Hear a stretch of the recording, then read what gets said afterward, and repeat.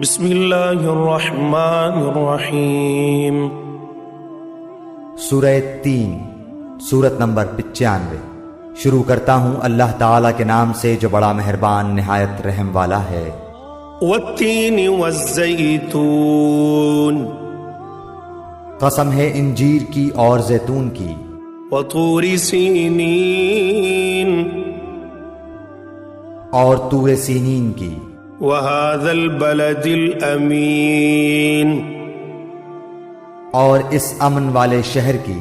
لقد خلقنا الانسان فی احسن تقویم، یقیناً ہم نے انسان کو بہترین صورت میں پیدا کیا۔